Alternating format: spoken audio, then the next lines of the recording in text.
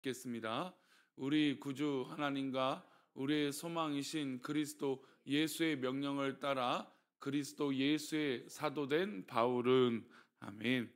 기도하겠습니다.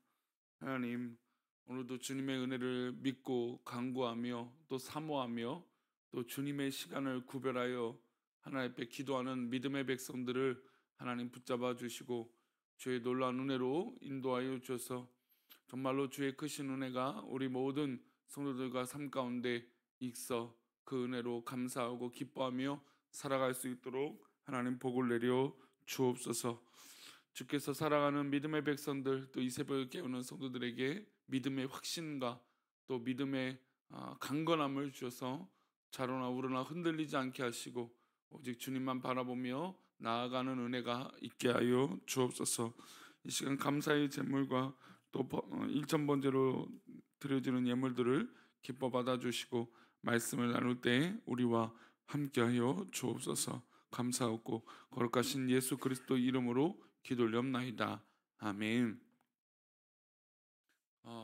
이제 우리 수요일에 끝난 그 국회의원 선거로 인해서 참 이렇게 다양한 이 결과의 평가들이 이제 계속되어지고 있습니다. 그런 평가들을 지금 말하려고 드는 건 아니고, 그러나 이런 이 국회의원들이 소속된 당들이 있죠. 그 당들이 있는 이 정체성이라는 것들이 있습니다. 뭐, 아, 뭐 일당이니까 민주당이 갖고 있는 정체성, 국민의힘이 갖고 있는 정체성, 이런 이 색깔이 있죠.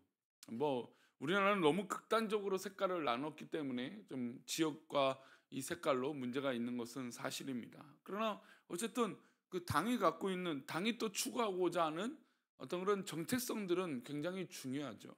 그래서 사람들은 그런 정체성을 가지고 그 당들을 평가하고 또 국회의원들을 평가하게 됩니다.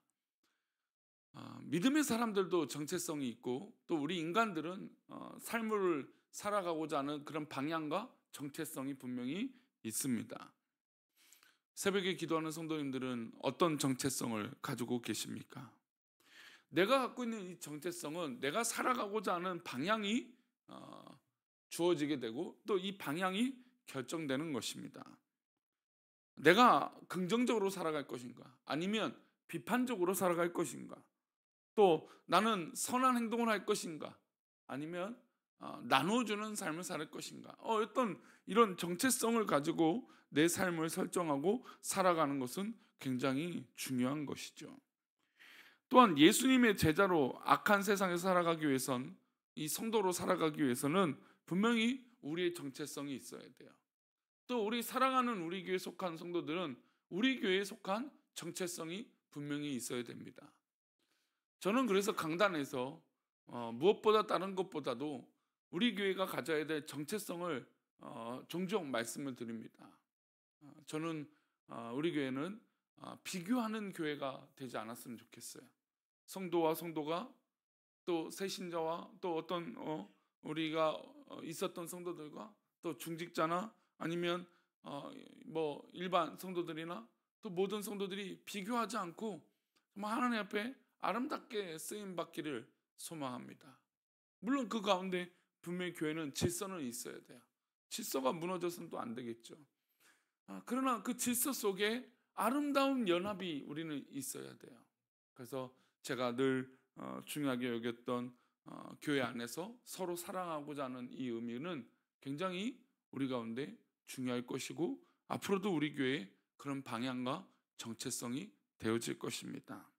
이것은 이 목사의 정체성이 아니라 우리 주님께서도 우리에게 말씀하셨던 정체성이죠. 성도가 살아가는 데 있어서 내가 너희를 사랑한 것 같이 너희도 서로 사랑하라. 이 말씀 가운데는 굉장히 중요한 정체성이 담겨 있는 것이죠. 그래서 우리 새벽을 깨고 기도하는 성도들 가운데 이런 믿음의 정체성들이 확고하시기를 축원합니다. 오늘 본문에서 바울은 디모데에게 자기 정체성을 설명하고 보여주고 있습니다. 바울 서신 가운데 사람에게 쓴 편지는 디모데 전후서, 디도서, 빌레몬서입니다. 그러니까 그 중에서도 이 디모데에게 디모데전서는 이 목회자 디모데, 그러니까 바울 사도의 어떤 그런 후임의 역할들을 감당하는 이 디모데에게 보낸 어떤 이 사랑의 마음이 참 묻어나는 이 서신이라고 할 수 있어요. 바울은 어떤 사람입니까? 뭐 대단한 사도죠. 뭐 존경받는 목회자고 복음 전도자로서는 정말 내노라 하는 뭐 1등 중에 1등이라고 할 수 있는 사람입니다. 독보적인 존재죠. 그런 바울이 디모데에게 에베소 교회를 부탁을 합니다. 이제 디모데가 앞으로 이 에베소 교회를 맡아서 잘 목회를 하기를 바랬던 것이죠. 바울이 에베소에게 얼마나 열심히 복음을 전파했습니까? 두란나 소원이라고 하는 곳이 이 에베소에 있고 눈물로 3년 동안 에베소에서 목회를 했던 곳이었습니다. 그렇게 일궈놓은 이 에베소 교회를 이제 어떻게 보면 연소한, 그러니까 어린 디모데에게 이 목회를 맡기는 것이죠. 그러니까 그렇게 생각한다면 디모데는 굉장히 부담이 됐을 겁니다. 왜냐하면 뭐 내노라고 하는, 알아주는 이 바울 사도의 후임이 된다라는 것이 굉장히 부담스럽고, 또 어떻게 보면 잘해도 본전, 못하면 아마 치명적인 이 어떤 그런 비난을 받게 될 수밖에 없는 것이 아마 바울 사도의 후임이었을 것입니다. 얼마나 걱정되었을 것입니까? 디모데가 영적 정체성을 가지면 못할 일이 없다고 권면하고 있어요. 우리 1절 말씀입니다. 어떤 정체성일까요? 함께 읽겠습니다. 우리 구주 하나님과 우리의 소망이신 그리스도 예수의 명령을 따라 그리스도 예수의 사도된 바울은, 물론 바울 서신들 대부분에 바울 사도의 어떤 정체성이 심겨져 있습니다. 그러나 이 디모데에게 보내는 이 디모데 전서에게 전서를 쓰는 이 첫 구절은 정말로 이 디모데에게도 이런 정체성이 있기를 선언하는 것과 같은 것이죠. 그런 의미로 다시 보면 우리 구주 하나님과 우리의 소망이신 그리스도 예수의 명령을 따라, 그러니까 지금 이루어지는 이 목회와 삶의 방향과 이 정체성과 복음을 위해서 살아가는 것은 누구의 명령을 따라서 살고 있다는 겁니까? 예수님의 명령을 따라서 살아가고 있다는 겁니다. 우리 신앙인의 정체성과 믿음의 정체성은 바로 우리는 다른 명령을 받고 다른 말을 듣는 것이 아니라 예수님의 말씀을 듣는 사람들이 바로 우리라는 것이죠. 우리가 이 새벽에 나와 기도하는 것과 이 새벽에 나와 하나님 앞에 주님의 시간을 구별하는 것은 바로 주님께서 우리를 사랑하시고 우리에게 말씀하신 은혜가 있기 때문이죠. 우리는 바로 그렇게 사랑하는 정체성을 가지고 있는 겁니다.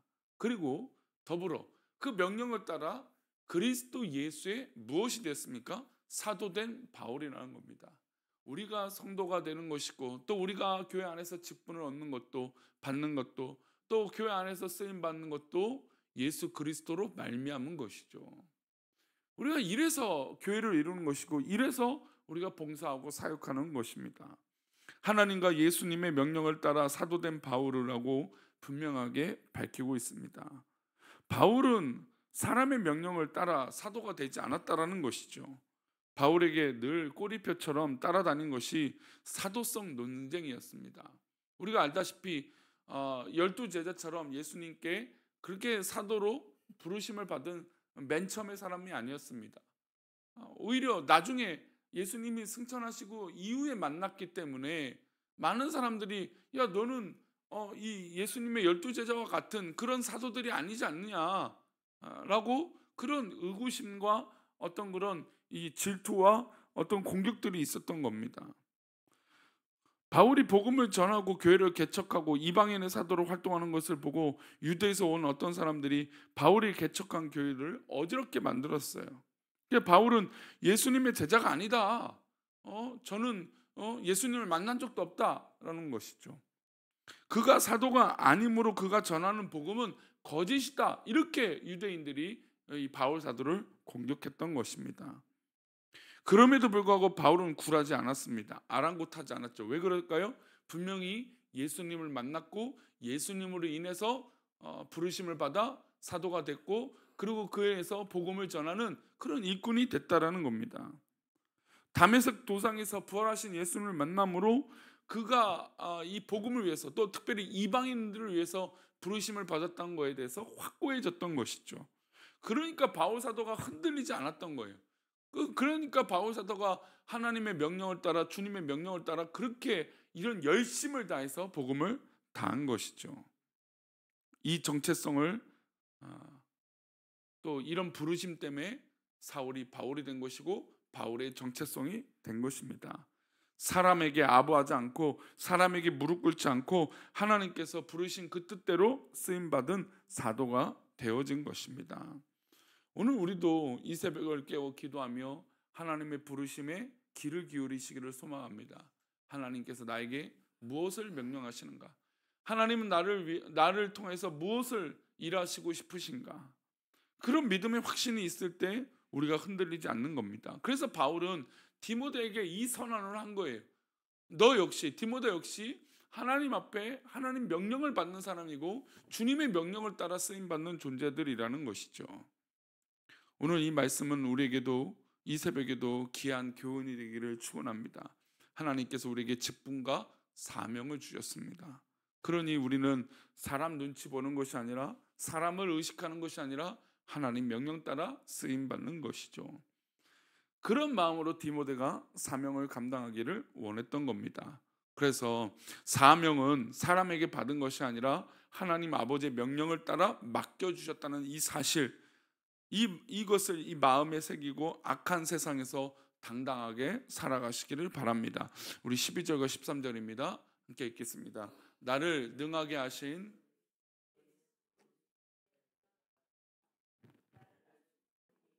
내게 직분을 맡기심이니 내가 전에는 비방자요 박해자요 폭행자였으나 도리어 긍휼을 입은 것은 내가 믿지 아니할 때에 알지 못하고 행했습니다. 바울 사도가 그렇게 사역했던 것에 정말 이 직분을 왜 이렇게 하고 있는가? 바로 우리 주님께서 나를 충성되이 여기셨다는 거예요.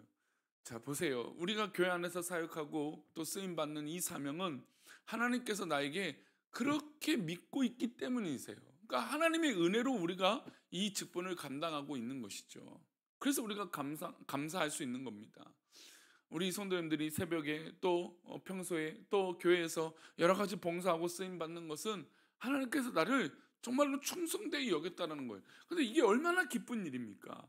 만약에 우리를 충성되이 바라보시지 않고 정말 우리를 향하신 하나님의 계획이 없다면 우리는 하나님 앞에 쓰임 받을 수 없죠. 그러나 하나님께 감사할 수 있는 건 나를 그래도 조금이라도 기쁨으로 여기시고 충성되이 조금이라도 여기셨다라는 거예요. 내가 뭐 대단한 건 없지만 그래도 열심히 순종하고 충성을 다하는 이 믿음을 우리 주님께서 바라보고 계신다는 겁니다. 그러니 우리는 뭐 대단한 능력으로 살아가는 것이 아니고 뭔가 대단한 하나님 앞에 보여진 것이 아니라 그저 하나님 말씀에 순종하고 있는 그 자세를 기뻐하고 계신다는 겁니다. 원래 우리는, 바울 사도는 그렇게 고백하죠. 나는 원래는 이전에는 비방자고 박해자고 폭행자였습니다. 실제로 그랬지 않습니까? 그런데 긍휼을 입어서 하나님의 일꾼이 된 겁니다. 우리 또한 그렇지 않습니까? 하나님을 알지 못했던 이때에, 하나님을 몰랐던 그때에 얼마나 자신의 이익을 위해서, 자신의 목적을 위해서 살았던 것 아닙니까? 그러나 우리가 하나님의 은혜를 입어서 우리가 왜 이 새벽에 나와 기도합니까? 우리가 기도가 아니면 살 수 없음을 알기 때문이죠. 하나님 나라를 위해서 기도하지 않고 그렇게 하나님 앞에 이 부르심에 쓰임 받을 이 믿음이 없다면 우리가 이 새벽에 어떻게 나올 수 있겠습니까? 그러니 하나님 부르심에 이 귀한 자리를 정말 사모하시고 그 또 이 귀한 자리에서 정말 하나님 앞에 기쁨으로 기도하는 우리들이 되기를 축원합니다. 바울 사도는 그래서 자기의 부르심에 대해서 이 디모데에게도 그런 부르심과 그런 쓰임과 또 정말 예수님을 만난 그 감격으로 쓰임 받기를 원했던 겁니다. 그래서 이어서 15절에 이렇게 말합니다. 15절입니다. 미쁘다 모든 사람이 받을 만한 이 말이여 그리스도 예수께서 죄인을 구원하시려고 세상에 임하셨다 하였도다. 죄인 중에 내가 괴순이라. 바울 사도는 자신의 이 과거를 얘기하며 나는 정말 죄인 중에 괴수다. 그런 존재인데 예수님이 나를 사랑하셨다. 예수님께서 나를 부르셨다라는 이 부르심의 감격을 고백하고 있는 겁니다. 그러니까 우리가 교회 안에서 봉사하고 사역하고 또 이 세상에서 쓰임 받는 것, 우리가 억울하고 속상해도 하나님 앞에 부르심에 쓰임 받는 건 하나님께서 나를 구원하시기 위하여 나를 부르셨다라는 거예요.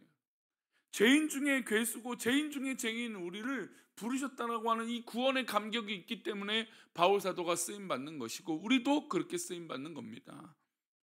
그러니 이 정체성이 있다면 우리는 겸손할 수밖에 없습니다. 우리가 이 정체성이 있다면 타인의 허물과 다른 사람의 약점을 보듬어 줄 수 있는 겁니다. 만약에 내가 죄가 없고 내가 어떤 허물이 없다면 당연히 다른 사람들을 비교하고 다른 사람들에게 어떤 그런 이 지적이나 어떤 그런 방향들을 얘기하겠죠. 그러나 나 또한 우리 또한 역시 하나님 앞에 정말 괴수 중에 괴수고 정말 하나님 앞에 연약한 죄인인 것을 알기 때문에 다른 사람들에게도 동일한 사랑의 마음을 가지고 나아갈 수 있는 겁니다.